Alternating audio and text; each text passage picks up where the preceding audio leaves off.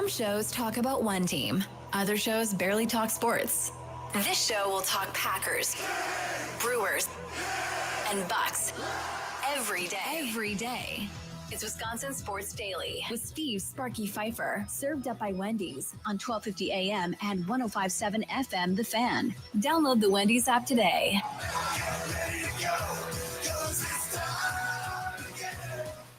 It is time again as we are live from the 1250 AM and 105.7 FM The Fan Studios, powered by the Potawatomi Sportsbook here at Moe's Irish Pub in Tosa. Steve Sparky Fifer with you. All kind of cool things going on here at Moe's. They have their new fall drink menu. Got Witch's Brew, Sangria, Brandy, Maple Old Fashioned, that Pumpkin Spice White Russian. I want one of those. Apple Cider Hot Toddy. I want one of those. Tango and Fuego, they're performing coming up Friday night starting at 10 o'clock here at Moe's Irish Pub. And don't forget, also sign up for your holiday party or family gathering or whatever you may have going on here at Moe's Irish Pub. They got space available for groups up to 1,000 people. Customizable bar packages, full catering menu, and buffet options. All you have to do to get packages and pricing, contact them at events@moesirishpub.com. Again, that's events@moesirishpub.com. You should definitely start thinking about those holiday parties, because I'm telling you right now, this place is going to fill up. All of these places they're going to be hosting holiday parties are going to fill up before you know it. And then it's going to be December 1st. I'm like, oh, I should probably get a holiday party for my company. And there's going to be nowhere for you to go. Time to get to our green and gold update. It's time for your green and gold update on Wisconsin Sports Daily, powered by the Potawatomi Sportsbook on 1250 AM and 105.7 FM The Fan with Steve Sparky Fifer. All right, let's get to it. We have our injury reports right here before we get to Matt LaFleur. Did not participate, according to Matt LaFleur. It is the one and only Aaron Banks. I'm guessing he's probably not going to play, even though it is Wednesday, but still did not participate. Aaron Banks also did not participate today. Javon Bullard, he's dealing with that concussion, so he's still not a participant as well as Zach Tom with that oblique. It doesn't look like he's playing. So not having both those offensive linemen back again will be interesting. And again, why do you elevate Banks from the practice squad? Because you know he's going to have to play right tackle probably at least this week, maybe for the next one too, the Bengals after the bye week. We'll have to wait and see. So we'll see how that plays out going forward. Limited participation, Micah Parsons with a back injury, Rasheed Walker, the quad, Devontae Wyatt with a knee injury, Tucker Kraft with a knee and an elbow issue, Josh Jacobs with an ankle issue as well. These are all limited participations. John Fitzpatrick with a groin, Carl Brooks, the defensive lineman, with a foot injury, Anthony Belton with an ankle, limited participation. I mean, look at that. You got Rasheed Walker and Anthony Belton also on this injury report, Charlie, and you're already dealing without having your left guard and right tackle, for goodness sakes.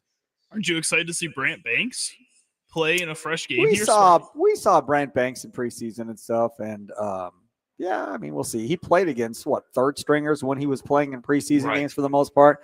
We haven't really seen him, but he's a big dude. Was he like 6'7" or something crazy like that? He is, but that also means he's probably not going to be very good at moving against a true, real NFL defense. It also means that, again, this is just another scenario where the Packers obviously did not do enough to get some veteranship on this offensive line here and get somebody out there who has NFL experience and can be a real player for this squad instead of having to rely on players like Brant Banks right away in week 4 of the NFL season. Again, you trade for Darian Kinnard. What was the point of trading for a Darian Kinnard if he's not going to be given an opportunity here? And I just don't expect him to. He must be really bad. If he's not getting on the field over Belton, like, he really must not be that good. And maybe they found it out too late because they signed him to a 1-year deal, I think.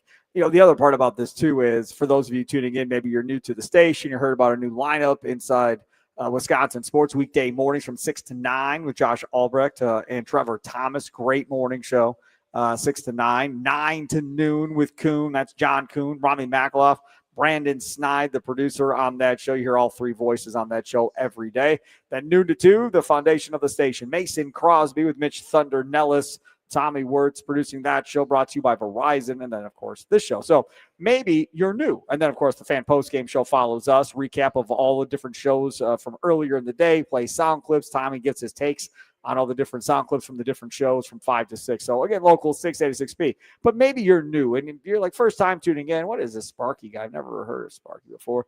Wisconsin Sports Daily. Yeah, that's a cool name. Who's this Chicago Charlie guy that's on there talking? I will tell you this much. He used to be a happy guy. He used to be really positive. When we started this thing back in March of 24, he came here happy, smiling, had a positive take on everything, sunshine and rainbows and all of that. And somehow or another, I think I've corrupted the poor dude to be far more negative lately than he probably has been in the last year. Way more negative takes from you, Charlie, than maybe last year at the same point. I would say I'm still at least like 65, 35% positive to negative, Sparky. I would say I'm still at least generally positive. I think especially compared to 50-50 you. is a Are you reach. kidding me? 50-50 is not a reach one Oh, bit. yeah. That's 50-50 crazy. 50-50 might be a reach. If you go back and listen to like just shows from Monday to Wednesday here, yeah, it might be a little bit of a reach. I don't think might so. be a little bit of a reach. Yeah, it might be. I think you're just negative, and then you think everybody else is negative when you're a little bit positive, and then all of a sudden everybody else is extra negative because you're extra positive for once. Could be. Absolutely. Matt LaFleur talked earlier today about a numerous different things. Talking about trying to get the focus back. I guess I'm confused. When did they lose focus exactly? Are you saying they lost focus in the Cleveland game? And that what the issue is? Because if that's what he's saying, then he's saying is, yep, that was a trap game and we fell for it. That's pretty much what he's saying. Then here's LaFleur. No, I think every game you got to approach it the same way, whether it's, week one of the regular season or you have them get in the playoffs or the Super Bowl, whatever. You got to come in with the same mindset, and it's the focus is always, obviously you got to know what you're going against, but the focus always comes back to us and what we got to do and how we need to go out there and perform, and the focus and concentration that we need to have. It's less about those guys. The other part about this, we talk about focus. How much of that is on the coaching staff? How much of that is on the player? And I think that is a conversation that happens all the time during the long regular season in baseball, long regular season in basketball.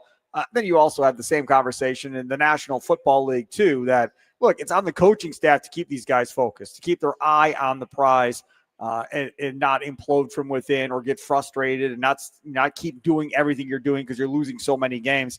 I don't feel like focus is an issue that I have with the Green Bay Packers. I'm not worried about them getting ready to play the Dallas Cowboys on Sunday night. We'll have the Green Bay football post-game show immediately following that game with Tommy Wirtz and myself. I don't think that's a problem. I really don't. This team has established winning over the course of time with Matt LaFleur. And you have Micah Parsons going back in a revenge game. You think Micah Parsons is going to let this team not be focused coming up on Sunday night? That is not, I don't have that as a concern at all at this point, Charlie. No, not really. I think when you look at this Cleveland Browns game, that's the biggest key, is that there just wasn't anything really worth winning in this game for the Green Bay Packers. I think they wanted to go out there and prove in week one that they could take out the Detroit Lions right away and be on top of the NFC North as easy as possible.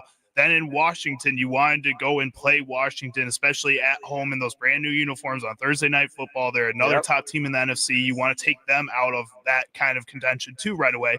Cleveland Browns don't have anything there for you. The Dallas Cowboys, Micah Parsons came from Dallas. It's an NFC opponent. You're going into Dallas to play them. Those are all huge factors. Cleveland just didn't have any of that for this Green Bay Packers team, and I think that was one of those issues that I think isn't really on the coaching staff when you talk about this. It is on the team. It's the team to go into a place like that and have that mentality that when it is game time, we are the ones that need to show up. And they just didn't really do that on the offensive side of the ball for an entire 4 quarters of that game. Right. And again, if you're talking about lack of focus and so forth, a lot of times that will lead to penalties. LaFleur talked about that. Well, I mean, there's a lot of things you can do. I mean, it's nothing that we haven't done. Unfortunately, it was a big time problem this past game. But we always have, if a guy jumps off sides in practice, whether it's offensively or defensively, they're missing that play. They're coming out, and then you put somebody else in. But we've definitely got to be better. Knowing this game's going to be on the road, having 5 false start penalties. Last game, we've got to do a much better job. And to me, it comes down to the focus and concentration. The other part, too, about focus and concentration, that's going to go back to you. That's who everybody's going to blame if this doesn't get fixed. If you come back in this next game and you have 10 penalties, 14 penalties, people are going to start questioning you and whether or not you're doing what you have to do to get this team ready to play going forward. Matt LaFleur then talked about that right tackle position, about Mr. Belton, Escalade. Whether or not he deserves a opportunity really to start at the right tackle position based on how he's played so far this year. Well, without giving you a game plan, well, it's kind of, I mean, when you talk about personnel, but certainly has he earned the opportunity? Absolutely. I think he has. I think he's gone out there and I think he's played well when given the ops. So that would certainly be within the thought process and discussion that we have without telling you. Of course, we don't want to give anything away because if they know Anthony Belton is playing, Charlie, that could ruin the entire game plan for the Packers on Sunday night if they're aware Belton is going to start at right tackle.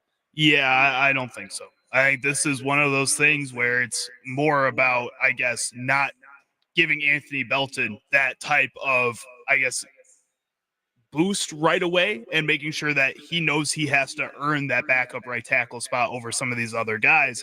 When in reality, it just makes sense to put him out there. I just think Matt LaFleur, being Matt LaFleur, doesn't want to go out there and give too much praise to a guy that he doesn't feel like has earned it yet. I am not sure how you tiptoe around this and be classy about it. But Matt LaFleur gets into talking about Coach Eberflus's defense because he's running that Cowboys defense. He's running it straight into the ground is what he's managed to do in his short time in Dallas. This is what Coach had to say. Yeah, I think the biggest challenge is there's a lot of familiarity with one another. And so just like you do with division opponents, there's always going to be a wrinkle. So I'm sure he's going to have some sort of wrinkle for us.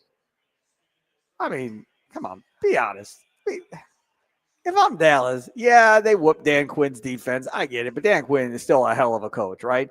Eberflus was a hell of a defensive coordinator prior to taking that head coaching job with the Chicago Bears. But if I'm Jerry Jones and I really, really want to win this game and I really need my defense to play well to prove that I don't need Micah Parsons, how much faith do you really have in a former Bears head coach to run that defense against a Packers team that has owned that dude the entire time he was in Chicago?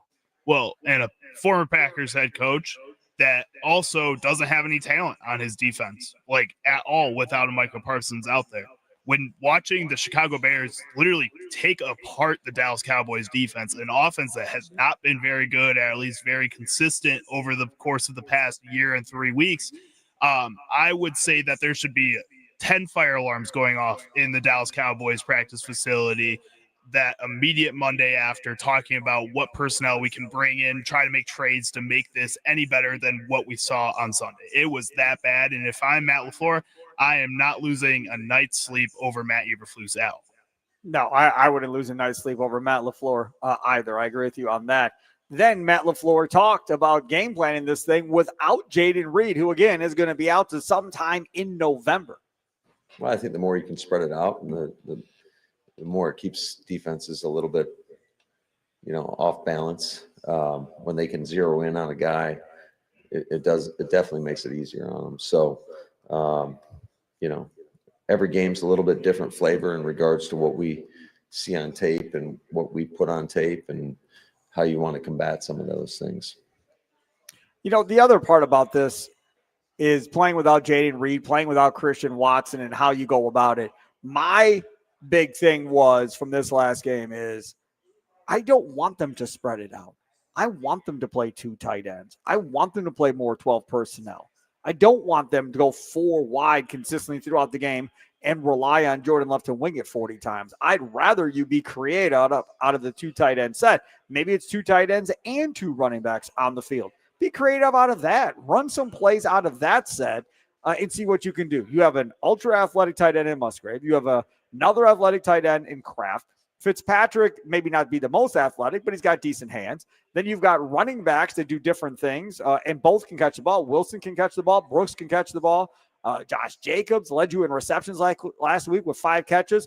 You have options to do that without having to spread it 3 and 4 wide. Now, if you want to go that way, so be it. And then it's Golden, it's Dobbs, it's Wicks, and then you're putting more pressure on your offensive line as well to try and protect. And right now, while you're down 2 offensive linemen, I think playing a bigger jumbo-style package offense and being maybe a little bit more conservative with it might be the better play at this point, Charlie. Yeah, but we also just talked about how much faith we have in the Dallas Cowboys defense, which is zero. We don't have any faith in the Dallas Cowboys defense. And what you're dealing with this Green Bay Packers team right now is, as much as you want to put out 2 tight ends, as much as you want to put out 2 running backs out there, your number 1 tight end is still probably going to be coming back from this knee injury that he suffered at the end of the week last week that looked like it hindered him a little bit in the game on Sunday. So he may not be available. We're hearing Fitzpatrick is dealing with some kind of smaller injury right now and is limited at practice. In the running backfield, Josh Jacobs went through the same kind of thing where he was nursing an injury a little bit last week. Those backup running backs, I don't think give you, yes, they can catch the ball, but really give you that much more value outside of that. They're not blocking the same way Josh Jacobs is. They're not running the ball the same way Josh Jacobs is. And you can't run the ball anyways with your offensive line being A, injured, and B, not very good even when they are healthy. I mean, yes, you want to go and send those guys out there, but your deepest room on offense is your wide receiver room right now. And I think that it is right to look at that group and say, you know what, we need to start finding the value out of these players that we have here that we've built up to this point where now we need to start eventually cutting things down and making sure we have an offense that we are comfortable with in the pass game. You have an offense that you're comfortable with in the run game. At some point here, you have to figure that out on the pass game as well. And what better team to do it against than the worst defense in the league? You know, the other part about this, too, going against Dallas, I heard them talking about it earlier today. Like, is this kind of a must-win game?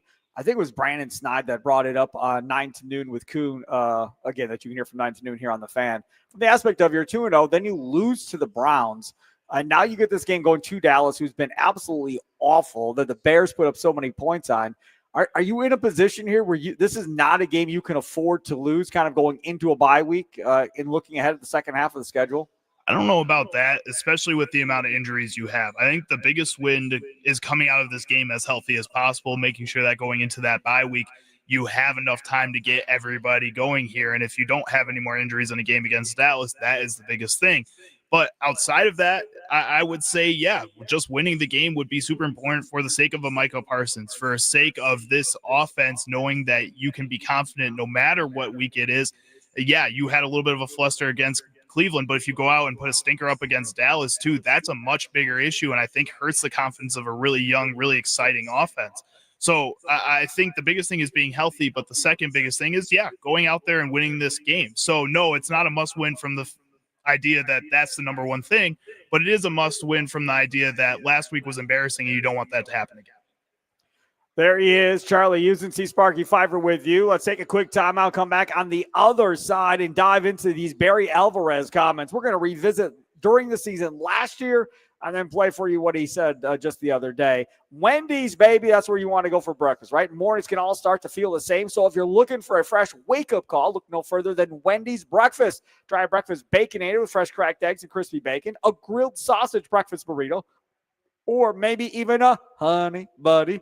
Don't even think about sleeping on Wendy's seasoned potatoes and English muffin sandwiches. Doesn't matter what you go for, it's going to change your life. Okay, well, it'll at least freshen up your morning. Ready for a fresh wake-up call? It's got to be Wendy's. Coming up next, we'll talk more about Barry Alvarez. This Wisconsin Sports Daily, served up by Wendy's, live from the 1250 AM and 105.7 FM The Fan Studios, powered by the Potawatomi Sportsbook, out here at Moe's Irish Pub in Tosa. Come see Tango and Fuego coming up, starting at 10 o'clock on Friday night. And don't forget to book your holiday party today. Contact them today at events@moesirishpub.com. Events@moesirishpub.com.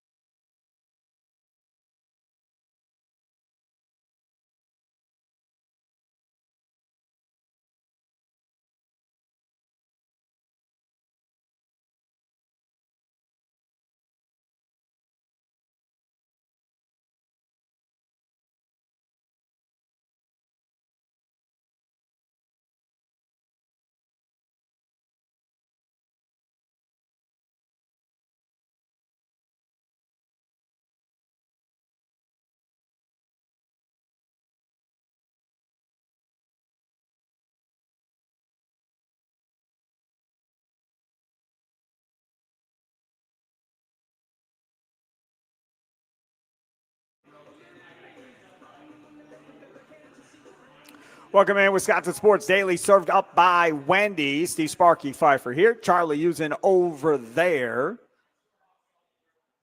Here until 5 o'clock at Moe's Irish Pub in Tosa. Dinner time coming on up. Game still going on. 0-0. Brewers and the Padres right now, bottom of 4. Had a couple guys on to end the last inning. Monasterio and Danny Jansen did nothing. I know. Shocker.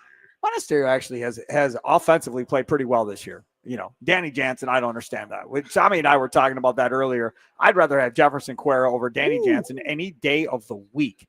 Like, not even remotely close to even questioning whether or not I'd rather have that. Sal Frelick just made a diving play.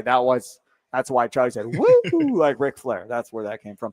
Moe's Irish Pub, holiday parties. You can book that today. All I got to do is go ahead and email them. Events at moesirishpub.com. Full catering menu and buffet options. Space available for up to 1,000 different people. Plus, they have their fall drink menu going on, too. The Witch's Brew Sangria, Brandy Maple Old Fashioned, Pumpkin Spice White Russian. That's the one I'd like to try. And Apple Cider Hot Toddy. That one I will definitely like as well. So make sure to check all of those out. All right, so Barry Alvarez has been chit-chatting and doing radio shows and so forth. Now, I want to go back in time. Now, both of these come from the same place, ESPN Madison. So last year, during the season, this was before the Oregon game, if memory serves correctly, because we played it on this show last year. So this is Barry Alvarez before they played Oregon last year when he was mad. Because after having a losing season, there has to be a pride in this team that they want to come back and bounce back and be relevant again. And I don't like it. Nobody likes. I mean, we went a long time. We worked our fannies off to start winning, win championships, and be good, and go to bowl games every year. And damn it, we did it better than everybody for 20-some years after not going for like 1,000,000 years. And so now these guys have to fight their ass off to get back into that group. And I hope that they understand that. They've got a responsibility. I don't like where we are right now. They need to bounce back and put this program back where it belongs. I know he's really old, but I'd take him over Fickle tomorrow. I wouldn't even think twice about it. Like, Barry, you're in charge. Luke, you're gone. See you. Chris McIntosh, if Barry wants to be AD again, he's going to be AD again too. Whatever Barry wants, Barry gets. King Barry, all bow to King Barry. 4 weeks ago, again, you had no faith in the idea that Luke Fickell was ever going to be on a hot seat. Now you're saying you'd rather have 80-year-old Barry Alvarez over Luke Fickell? Well, sure, but again, I'm just being honest. Like, that Firestone, Brimstone speech that he just gave or whatever from last year, I don't see Luke. Does Luke Fickell do that? Man, I don't know. I'm not in the locker room. I have no idea. I just know. And again, we played the former Badger earlier. Who did you play earlier that was talking about whether or not they'd run through a wall for Luke Fickell? And I don't think they would, and getting the buy-in and all that stuff. Colin Wilder. Yeah. So Colin Wilder, he was here a few years ago with Paul Christ. So that dude talked about he doesn't think they're all buying in. Maybe he talks to guys on the team, whatever. I don't see lack of hustle. I don't see lack of trying. So I don't know if I'm buying all the way in on that, having said that. But the Barry Alvarez, we're going to talk about his time and tenure in Wisconsin. He is a guy that, they go into a bowl game, Rose Bowl against UCLA, that first one, and everybody and their mama thought that J.J. Stokes and those guys for the UCLA Bruins was going to wipe the floor with the Wisconsin Badgers in that Rose Bowl. And the Badgers came out and absolutely steamrolled them, right? The power, the grit, all of that. They played Badger football and wiped the turf with them. Now, the difference is Barry had high-end NFL talent all over his roster. This roster, not so much. Not even close. Barry's early coaching staff recruited the heck out of this country. They owned the East Coast because, again, back then, Rutgers wasn't here. There was no USC, no UCLA, no Oregon. This conference is way more difficult than it was when Barry Alvarez was running things. To put it into perspective, but still, he took an organization that was complete trash and made it relevant and one that would consistently be in the top 25, go to bowl games, and so forth. All right, so that was Barry Alvarez last year. Fired up and mad about what he's watching. Now, I know he's a year older, right? Maybe you mellow out a little bit later in life, a year after year. I don't know. So then he goes back on. I think it's the same show. And now he's mad that people are chanting to fire Luke Fickell. Check this out. Coach, what do you make of how fans have reacted here? I think so it's far? embarrassing. I think it's terrible, despicable. Despicable. They're spoiled rotten. That's horrible. Here's a team that Come on. you got young players trying to come on. They're competing. They're going to have a chance to get better, and you flip on them. They're early in the season, and you flip on them, and you're chanting for the coach. What do you think that makes? How do you think that makes the players feel? Exactly. And that's a great point, Coach. That's disrespectful. It's not loyal. You're not a fan. If I'm a person sitting next to me, boom, I tell get your ass out of here. We don't need you in here. You don't want to watch this? Go someplace else. Go boo in a bar. That really upsets me.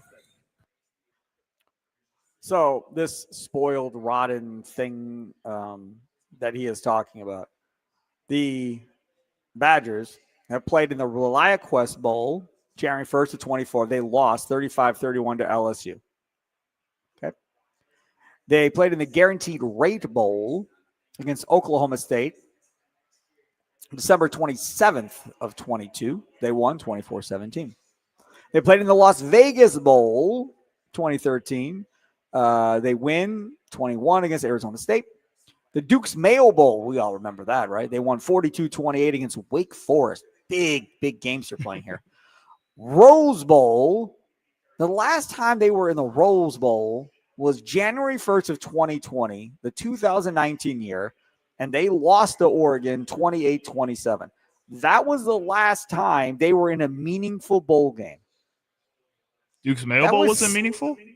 You get out of here. You got covered that in was 6 years ago. 6 seasons ago was the last time. This isn't us coming off of the Brett Bielema era where they went to 3 straight Rose Bowls, lost, but they still went. And they were at the top of the heap, right? Bielema took what Barry Alvarez did and upped it a level. That's not what's happening here. This isn't Gary Anderson. Nobody was chanting to fire Gary Anderson. They may have wanted to, but they weren't because it was not this bad with Gary Anderson. So now to play this whole thing of, it's despicable. Oh, okay, fine, cool. Right? You drinking buddies with Fickell now, protecting McIntosh, because if we're being honest, McIntosh played for the Badgers, right? One of Barry's loyal soldiers. He's been the assistant athletic director under Barry for all those years. That's his guy. He picked him to be the AD. Well, if you're chanting to fire Luke Fickell, who does that make look bad? His boy, Chris McIntosh, right? So he's going to stick up and defend these guys because he doesn't want his guy to look bad at the end of the day. Nobody should have expected this team to be a bowl team this year. If you did, shame on you. If you want to go after Luke Fickell because, they look like the worst team in the Big Ten, fine. But if you're going after Luke Fickell because they don't look like a bowl team, then you're not paying attention. And you haven't been paying attention the whole offseason when everybody was telling you that they have the toughest schedule in college football, and they definitely don't have the most talented team in college football. They don't even probably have a top 10 talented team in their own conference at this point. Top 10, top 12? I mean, I don't know. This is probably not even top 12. Maybe not top 15, top 14. I don't know. Their talent level is not that great. Now, again, that's Luke Fickell's fault. That's the organization's fault for not spending the money if that's what's keeping them from getting guys. Whoever's to blame, that's fine. But at the end of the day, I didn't think Luke Fickell was getting fired. I still don't think Luke Fickell is getting fired. Then again, I didn't think Paul Chryst was going to get fired, and McIntosh did that. But the buyout is so large on Luke Fickell to fire him this year. I just don't think it's possible. 26, that's where the pressure is. You have an easier schedule, much easier. You don't play any of the big dogs.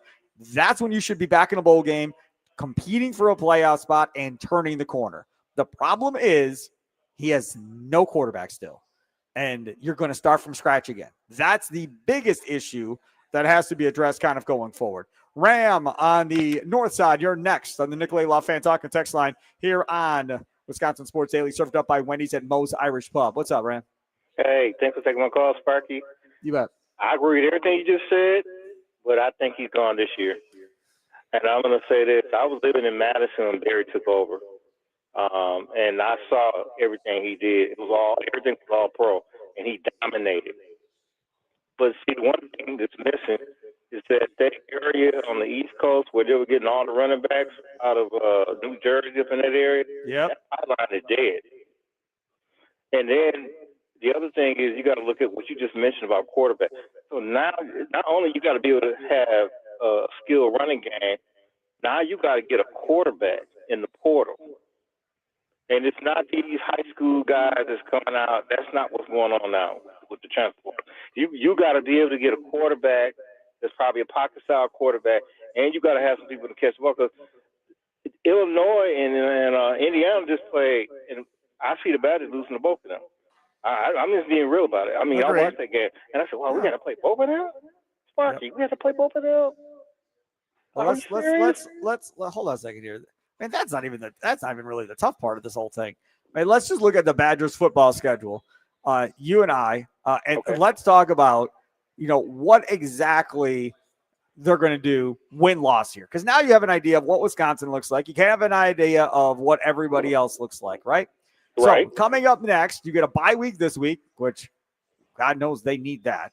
Yeah, then right. it's Michigan at Ann Arbor, number L. 19 ranked Michigan. That's an L, right? L. Then the next week, it's at Camp Randall against Iowa. L. Maybe. I don't know. Maybe. Then Okay, it's Camp I Randall. put it up in the air. I put it in the air. Right. Okay, so that's one. Then it's number 1 Ohio State at Camp Randall on October 18th. Oh, wow. Oh, goody. You could that's go for the Packer game. That's you a watch that Rose. game. Right. That's a Rose Bowl champions reunion. Poor fellas. They're going to have to go watch that as alumni. Then Right. the week after that is number 6 Oregon in Oregon. Not winning that one. Then November 8th at Camp Randall against Washington. Okay, maybe.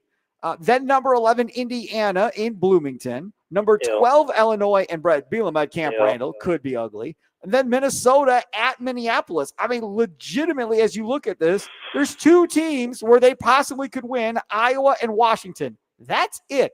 And that means you end up with 4 wins on the year, with half of those being Middle Tennessee and Miami of Ohio. Well, when he came here, when Fickle came here, and you remember even when they did the hire of McIntosh, there was a lot of murmuring about that. I remember when he was hired as AD, there was a lot of murmuring about that. People was looking sideways about it. And then Fickle come here, he's trying to bring a blueprint that's, I'm not going to say it can't work, but man, you got to be able to recruit and beat the bushes, man. You got to sell what you're trying to do. And I don't know, like, the way the portal's designed now, Sparky, when you see these quarterbacks moving from different schools and they getting higher in the draft, I mean, you got to have some athletes on your team. I mean, I ain't gonna say you got to be like Alabama, that you can get what Alabama get, but man, you got to at least be in that conversation. Yeah, but this is the thing: when you had Bielema and you had Christ and you had Alvarez, they all had one thing in common. They coached up under-recruited kids to make them look like 4-star kids and give them a chance to go play in the NFL at the end of the day. Their starting quarterbacks maybe weren't anything great, but a majority of those guys ended up being backup quarterbacks in the league for a couple of years in the NFL. Who exactly has Luke Fickell coached up from their freshman year to now where you go, damn, that dude was like 3-star and he's playing like a 5-star now? Who is that guy? I don't know their development and how good they've been. If you want to knock Luke Fickell, that's the knock on Luke Fickell. Are these guys really getting better with his coaches? Well, someone made a comment about Luke in the locker room. I don't know. I mean, I'm not going to put that out there yet, but I mean, you still got to get talent, whether they are 4 or 5-star or you can bring them up. You got to get guys that can just play. Like they get out there, they sound like guys can play, and I haven't seen that. I've seen a lot of nice guys that can play some football, but look at the Big Ten. It's different now, Sparky. I mean, you put in they put in 5 teams that's going to be ranked every year probably from another conference, and we got to look at them. I don't know. Yeah, I agree. It's completely different. Thanks for the call. Appreciate it, Ram. Here you go. Buyouts, Charlie. You ready for this? Now, this buyout thing is coming from Peter Nakos, I think is that the guy's name? Peter Nakos of On3 recruiting or whatever. Right. His buyout after this year for Luke Fickell is $25.4 million if they fire him this year or at the end of this year. That's insane. They're not firing him. They can't. At the end of 26, if they were to fire him, it's $19.2 million. At the end of 27, it's $12.8 million. At the end of 28 or 29 or 30, it's $6.4 million. So again, he's not getting fired this year. Now, would they eat $19 million after 26? Maybe they would. But if they were to go that way, that means they're going to go on the cheap and they're going to hire some assistant coach that's not going to break the bank for a head coaching payroll like Fickell if they're going to eat $19 million. So you're going to fire Fickell, hire a guy that's never been a head coach before so you can pay him on the cheap while you have to give Fickell all this money to get out of this deal. But you're not firing Fickell on a $19 million buyout after 26 and bringing Nick Saban back to coach the Badgers. Like, that is not happening. No, but they can follow the Indiana approach and find a Kirk Cignetti out there, somebody who is a good motivator, who's going to go and sell the school really well, but is going to want to be able to come in for a cheap contract so that you can spend more money on the players coming into your university. I think that's the right way to go about this. I think the only problem is even $19 million feels like a lot of money. Didn't yesterday we said that they're at about $81 million being put in? That's a quarter of your money that you are putting in that you'd have to take out. You would still be in a bad spot at that point. It might be 2 years before they can financially make sense to fire Luke Fickell. Yes, that's what I'm saying. But so next year they have to be in a bowl game, number one. Right. Have to be. The schedule is going to be so much easier. Yeah. Bowl game for certain must happen. 27, same. Because then the schedule gets tough in 28 again. These heavyweights come back in 28. So you really have 26 and 27 to figure this out. If you play well, Fickell stays. If you do not, he is gone. So this year, not happening. Next year, I think next year could be. If next year on the lightweight schedule happens, then all of a sudden you look at it and go, okay, now I think there is a legitimate possibility that maybe he gets fired now because the buyout, yes, obviously it is still, not cheap at $19 million, but I think it's more of a possibility. If you look at the 26 schedule for the Wisconsin Badgers, just to give you an idea, their home opponents will be Michigan State, winnable, Rutgers, winnable, Minnesota, USC, they're not the same USC team, Big Ten away, Iowa, winnable, Nebraska, they haven't taken a step, Penn State, that'll be tough, Purdue, absolutely, and UCLA, they're not the same. So majority of those are all winnable games. Before the Big Ten slate starts, home against Nebraska at Lambeau on the 6th of September. Okay, you're going to get waxed. Then after that, it's home against Western Illinois, home against Pittsburgh. I mean, if you look at that, 1, 2, 3, 4, I mean, easily you should have somewhere in the area of 7 or 8 wins next year based on that schedule, not even knowing who the quarterback is next year at this point for the Badgers. Right. It could be whoever from Rutgers is their backup quarterback comes in to be the Wisconsin Badgers starting quarterback. I just don't think you can survive on that. So if you're going to make this decision, I feel like it's got to be at the end of the season here before you start going full force into offseason recruiting. Hey, Packer fans, every game counts, so don't miss a moment of the action this season on Prize Picks. Make your picks on your favorite Green Bay Stars and ride with the Pack all season long. It's daily fantasy, all we're talking about, right? More or less on 2 to 6 player stat projections, and they got everything. Every Friday on this show, we make our lineups for the weekend for football. We'll do it again coming up on Friday, but it's going every day. You got college football, pro football, basketball, baseball, any sport you could probably imagine. They probably have daily fantasy on that right now on Prize Picks with all kinds of stuff. It could be rushing touchdowns, passing yards, rushing yards, receiving yards, sacks, all kinds of stuff. All you got to do is download that Prize Picks app today. I recommend the flex play. That means you can still cash out even if your lineup isn't perfect. That's what Charlie and I tend to play with to get some better chance of winning. Download the Prize Picks app today. Look for the maximum discount players, right? They try and make it as easy as possible with a maximum discount player, which helps your odds of winning the rest of your lineup. Look for the maximum discount players. Download the Prize Picks app today. Use code Sparky to get $50 in lineups after you play your first $5 lineup. That's code Sparky to get $50 in lineups after you play your first $5 lineup. Prize Picks, it's good to be right.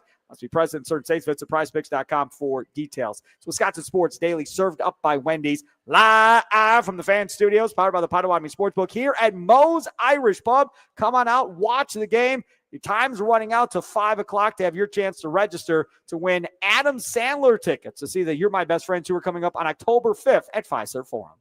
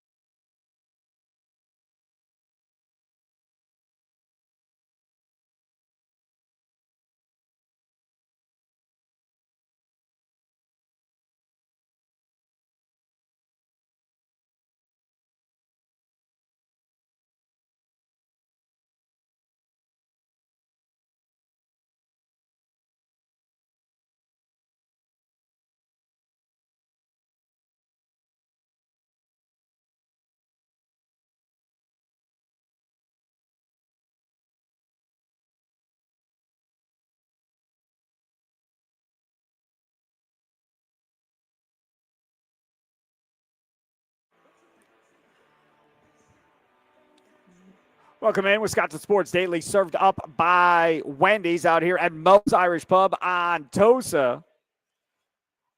Check out their fall drink menu going on right now, which is brew sangria. The brandy maple old fashioned sounds good. Pumpkin spice white Russian. That is what I want to have.